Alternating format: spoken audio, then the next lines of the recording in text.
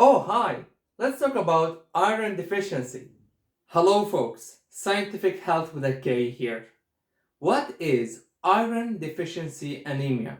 Iron deficiency anemia is when the blood lacks sufficient iron to produce hemoglobin, which is responsible of transporting oxygen to the tissues of the body. There are many reasons behind iron deficiency anemia. Let us mention the most prominent ones. Blood loss in cases of heavy menstruation or peptic ulcers, or bleeding from the long usage of painkillers.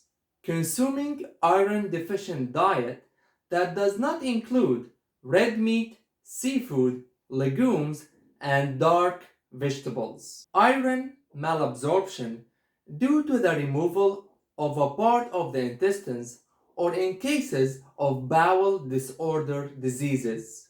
Frequent blood donors and vegetarians may be more susceptible to iron deficiency. Here are the symptoms of iron deficiency: fatigue and extreme weakness, chest pain and rapid heartbeat, headaches or dizziness, cold hands and feet and brittle nails, inflammation or pain in the tongue, unusual cravings for weird materials such as snow and dirt, decrease in appetite. If you have these symptoms, I hope not, you might consider talking to your doctor. However, here are some options, including more iron-rich food such as red meat, eggs, seafood, vegetables such as spinach, sweet potatoes, peas, broccoli, kale,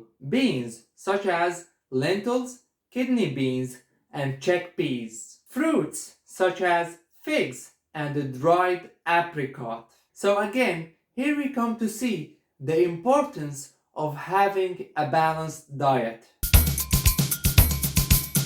If the natural sources did not take the symptoms away, you might consider taking iron supplements, but please check with your doctor. For now, how about you check out the other videos while I finish my iron set?